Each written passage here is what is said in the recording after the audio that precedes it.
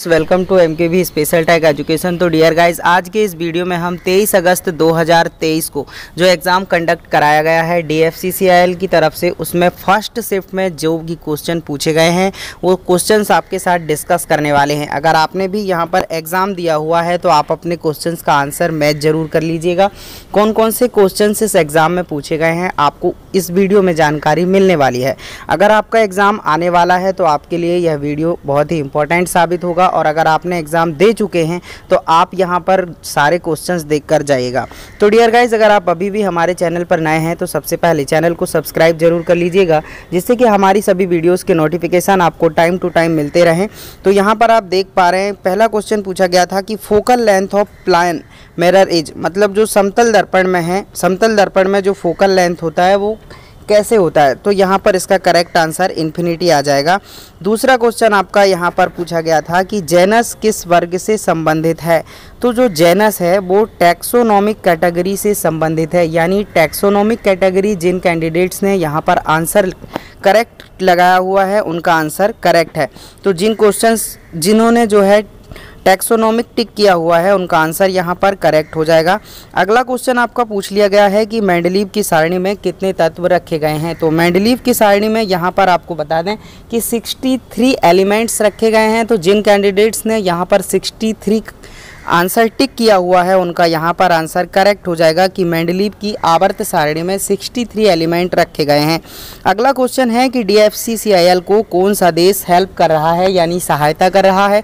DFCCIL को कौन से देश से सहायता मिल रही है। तो उसका करेक्ट आंसर हो जाएगा जापान, यानी DFCCIL को जापान से सहायता मिल रही है। चलिए, अगला क्वेश्चन आपसे पूछ लिया गया है कि मायोपिया के निवारण के लिए किस लेंस का इस्तेमाल करते हैं। तो आपने जो है दो प्रकार के लेंस पढ़े होंगे, एक कॉनकेव लेंस होता है, एक कॉन्वेक्स लेंस होता है। तो यहाँ पर पूछा गया है कि मायोपिया के निवारण के लिए आप किस प्रकार के लेंस का इस्तेमाल करते हैं। तो यहाँ पर करेक्ट आंसर कॉनकेव लेंस हो जाएगा। चलिए, यहाँ पर अगला क्वेश्चन आपसे पूछ लिया गया है कि SLR का फुल फॉर्म क्या है। तो SLR का जो फुल फॉर्म है वो स्टेटरी लिक्विडिटी रेशियो होता है, जिसे संवैधिक तरल अनुपात भी कहते हैं। चलिए, अगला क्वेश्चन आपसे पूछ लिया गया है कि हंगरी फॉर कार्गो मोटो किसका है। तो यहाँ पर जो मोटो पूछा गया है वो बोला गया है कि हंगरी फॉर कार्गो, ये रेलवे, इंडियन रेलवे के अंदर ये आता है, और यहाँ पर इसका करेक्ट आंसर इंडियन रेलवे आ जाएगा कि hungry for cargo motto Indian railway के इनसाइड आता है।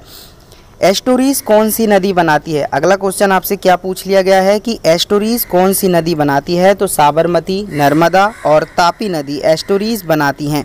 चलिए, तो यहाँ पर ये क्वेश्चन रिपीट हुआ है कि एस्टोरीज कौन सी नदी बनाती है। इसका करेक्ट आंसर साबरमती नदी, नर्मदा नदी और तापी नदी आ जाएगा।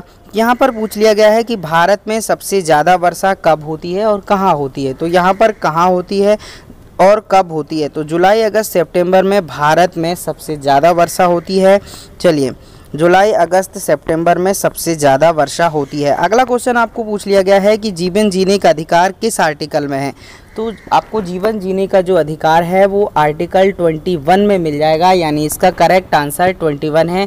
जिन भी कैंडिडेट्स ने 21 जो है टिक किया हुआ है उनका